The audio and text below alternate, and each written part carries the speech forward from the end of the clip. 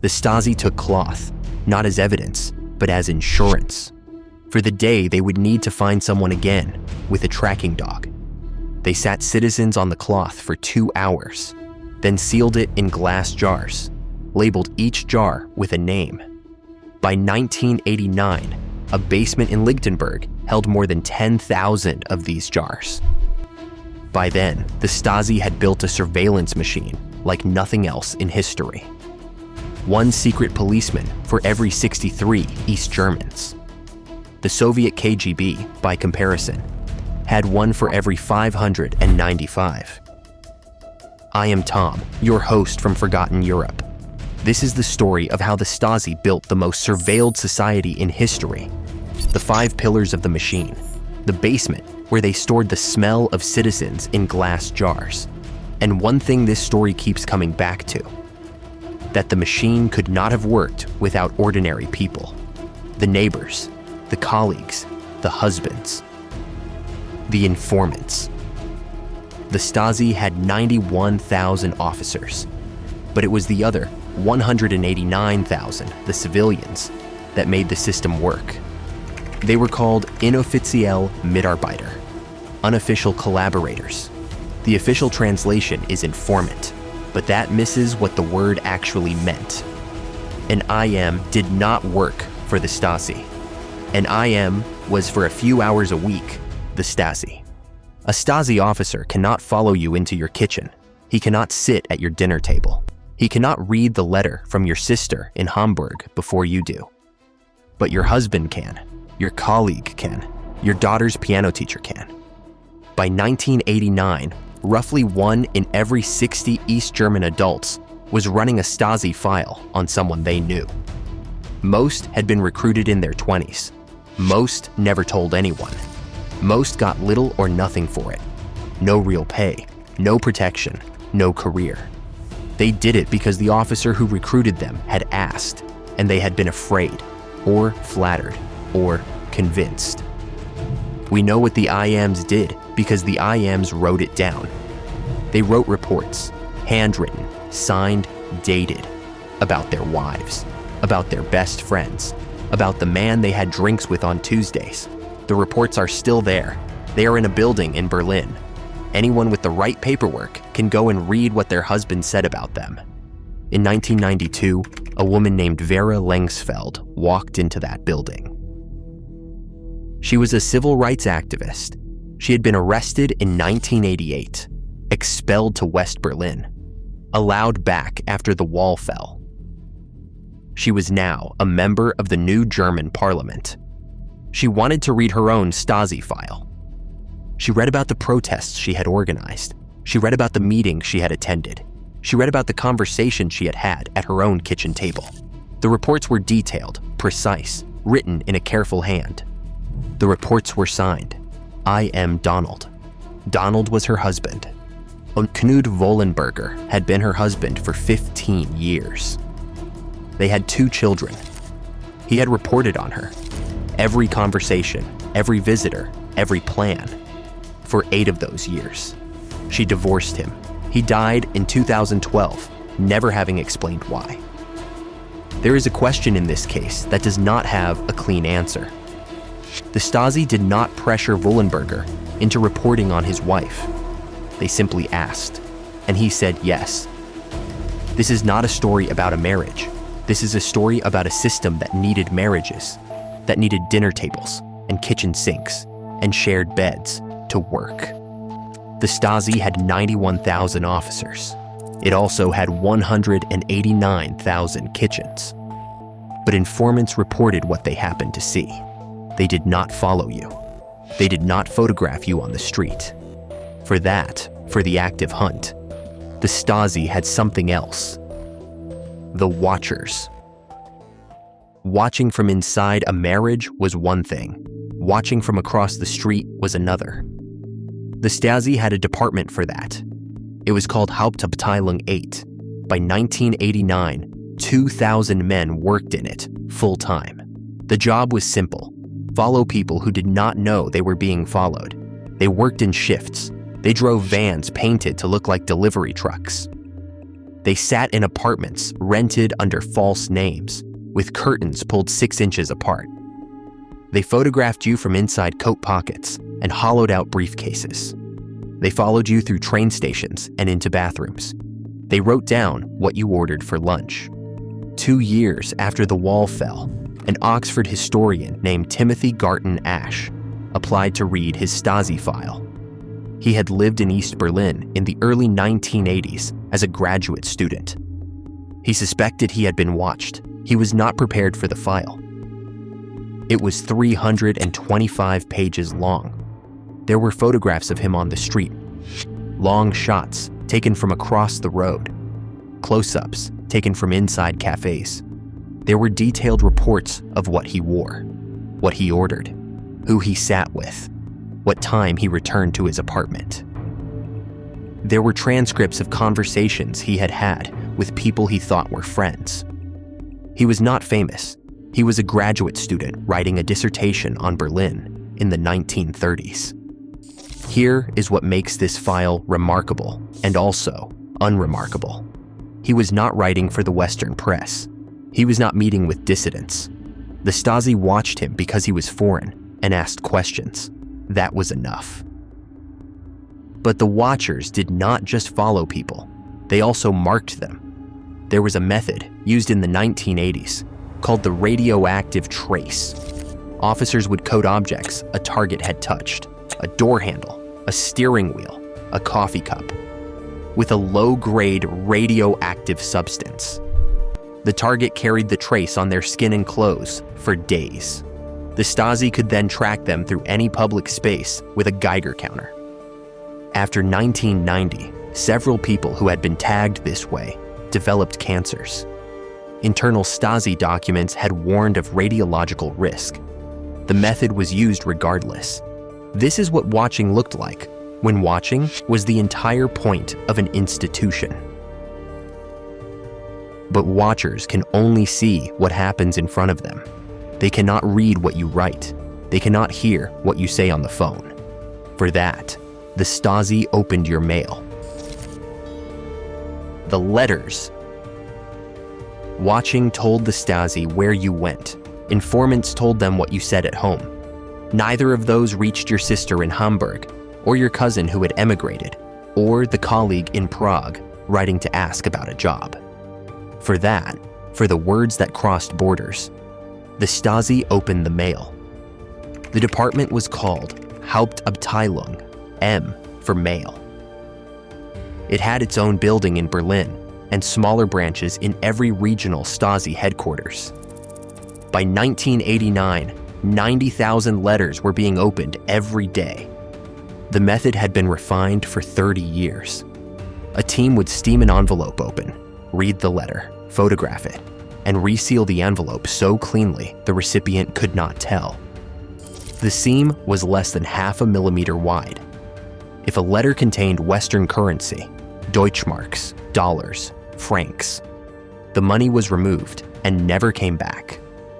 The letter was either delivered without it, with a forged note about a postal mishap, or quietly destroyed. Over its lifetime, Hauptabteilung M took hundreds of millions of Deutschmarks out of private envelopes. The money went into a slush fund the Stasi used to pay informants in the West, buy Western technology illegally, and finance black operations. The mailroom was where the system showed its scale most clearly. It was not targeted. It was not selective. It read at industrial scale. Letters from west to east were opened almost as a default. So were letters going the other way. Internal letters were opened when the sender had been flagged for any reason. A relative who had emigrated, a workplace complaint, a religious affiliation. By the late 1980s, an East German citizen sending a letter inside East Germany still had a meaningful chance that someone would read it before the recipient did. What the watchers and the informants could not catch in real time, the mailroom caught in writing. But mail required the writer to commit something to the page. Conversations did not leave that kind of trace. A man could meet a friend in a forest, talk for an hour, and leave nothing behind. No document, no recording, no photograph. Or so it seemed. The Stasi knew that conversations leave one thing behind. They leave a person, and a person leaves a smell. The jars. By the late 1980s, the Stasi had put smell on file, not as metaphor, as physical archive. The procedure was called Geruchskonserven, preserved sense. The room in Lichtenberg, the one that opened the story, was the central archive. Provincial offices kept their own smaller versions. Each jar held a piece of yellow cotton cloth, sealed with a rubber band, labeled with a name and a date. The cloth was specifically chosen for its absorbency. The 2-hour intake had been calibrated to produce a sample that would stay stable for years. The jars were for dogs. The Stasi had a kennel of trained scent-tracking dogs.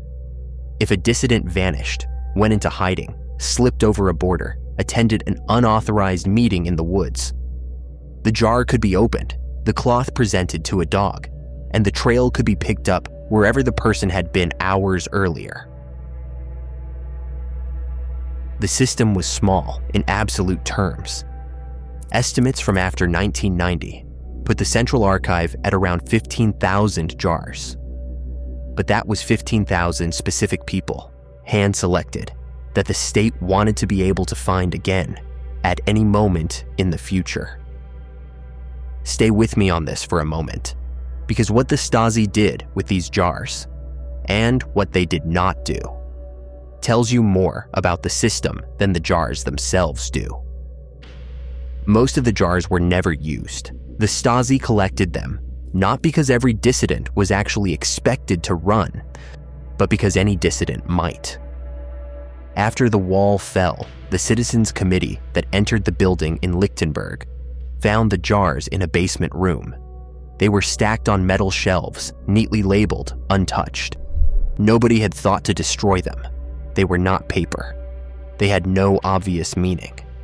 The photograph that ran in the German papers afterward, rows of small glass jars on industrial shelving, each with a yellow rectangle of cloth folded inside, became one of the defining images of how the Stasi worked. But scent was a tool for finding people who had run. The Stasi had a harder problem. What about the people who had not run yet, but might? The dissidents who were beginning to organize. The artists who were beginning to ask questions. For them, you cannot follow them, photograph them, read their mail, and bottle their smell, and expect the problem to solve itself. Sooner or later, you have to do something. The Stasi had a name for what they did. It was the most dangerous thing in the system. Decomposition. In 1976, Stasi chief Erich Mielke signed Directive 1/76. It defined a new Stasi method with an old German word, Zersetzung. In English, decomposition. The directive was explicit. The Stasi was no longer to arrest dissidents in any visible way. Open trials had become a Western media problem. Imprisonment had become a Western diplomacy problem. Zersetzung was the answer. The dissident was to be destroyed without ever being touched. The methods were precise. They were taught at the Stasi Training Academy. They formed a single program with a single goal: break the dissident from the inside out. The first attack was on relationships, engineer rumors of infidelity, send anonymous letters about affairs that were not happening, plant evidence in apartments, cause arguments between spouses, between siblings, between best friends. Then came work. Have their employer receive complaints, get them passed over for promotions, cause small workplace incidents that look like their fault. Then reputation, spread rumors among neighbors, make sure the parents at school have heard things, make sure the local pub has heard things. Then their grip on reality. Enter their apartment when they are out. Move objects slightly. A picture frame, a teacup, a book. Make sure they notice. Then deny it ever happened. And finally, the last attack. Break their belief that anyone can help. make sure that every doctor they call, every lawyer they consult, every friend they trust eventually betrays them. The point of these methods, in combination, was specific. The dissident was meant to lose their mind, lose their family, lose their work, and ultimately lose their will. They were meant to do the prison sentence themselves, in their own home. I do not blame anyone who reads about Zersitzung and assumes the accounts must be exaggerated. They are not.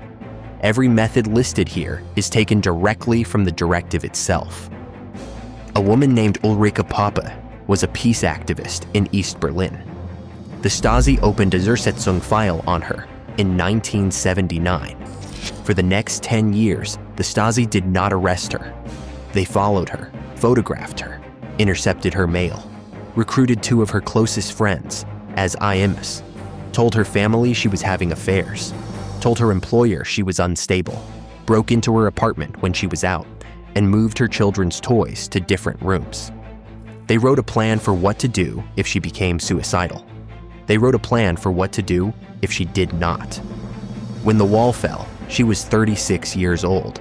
The plan that the Stasi had written about her ran to 700 pages. Zersitzung was the inner edge of the system. By the late 1980s, files like Ulrike Pape's existed for thousands of East Germans. Many were not famous. Many were not even particularly active. They had attended a peace meeting once. They had a relative in West Germany. They had asked a question in a workplace assembly that someone wrote down. The Stasi machine was now no longer just observing. It was deciding who would have a future and who would not. And then, in the fall of 1989, the people the machine had been watching turned around and walked toward it. The Stasi did not see it coming. The reports from late 1989 show no recognition of what was about to happen. They show a system convinced that surveillance equals control. The reports keep counting protesters. They do not understand what the protesters are doing. On the 4th of November, 1 million people gathered at the Alexanderplatz in East Berlin. They demanded press freedom, free elections, an end to the Stasi. 5 days later, the wall opened. For 2 months, the Stasi tried to keep working. The orders came down from Mielke's office. Continue operations, file reports, maintain the network. By December, they were lying to themselves. Files were being prepared for shipment to the Soviet Union. Officers were being told to destroy non-essential material. The phrase covered nearly everything. On the 4th of December, in the city of Erfurt, a small group of citizens walked into the regional Stasi headquarters. It was the first time in 40 years that civilians had been allowed in. They were allowed in because no one stopped them. Inside, they found Stasi officers feeding paper into industrial shredders. Within a week, the same scene was repeated in every regional headquarters. Citizens occupied the buildings. They demanded the shredders be turned off. The shredders had been running, in some buildings, around the clock for 2 months. In Berlin, the Central Archive on Normannenstrasse was the last to be entered. The shredders there had broken down under the volume. By January, officers were tearing files apart by hand and stuffing the pieces into sacks. The plan was to drive the sacks to incinerators. On the 15th of January, 1990, citizens broke into the building before the trucks arrived. They found 91,000 officers gone. They found the shredders silent. They found the files that had not been destroyed yet, about 110 kilometers, close to 70 miles, of documents on shelves. And they found 15,500 sacks. Each sack was full of paper that had been torn into pieces, but not yet reduced to pulp. The pieces ranged from postage stamp size to whole half pages. The system that had spent 40 years writing down what East Germans did and said and thought had ended its life trying to swallow its own evidence. It had failed. The files survived, The men who had written them did not face trial in any meaningful number. Most kept their pensions. Many continued to live in the same apartments, in the same buildings, on the same streets as the people they had reported on. The state that had built the most surveilled society in human history was reabsorbed into the state next door. Within a year, East Germany no longer existed, but the paper did. What's left? In 1995, the German government started a project to put the torn paper back together. Volunteers would empty a sack onto a long table, sort the pieces by handwriting, color of paper, and type of ink, and reassemble each report by hand. A single sack took, on average, 6 months. 30 years later, fewer than 500 of the 15,500 sacks have been finished. The German Federal Archive estimates that, at the current rate, the project would take more than 700 years to complete. In 2007, a software program was developed to scan and digitally reassemble the pieces. It is theoretically capable of finishing the job in 5 years. As of this recording, it has been used on a single test sack. Funding is uncertain. The program may not survive the next budget cycle. The jars are still in Berlin. They are no longer in the basement on Normanenstrasse. After 1990, most were transferred to a sealed archive, too sensitive to display, too important to destroy. A few are in museums. Most are in storage. The names on the labels are still legible. The mailroom records are open.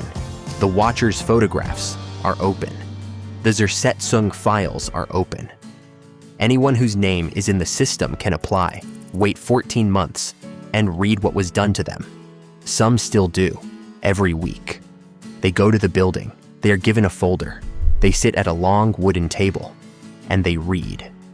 Some leave with a marriage to end. Some leave with a friend they have to confront.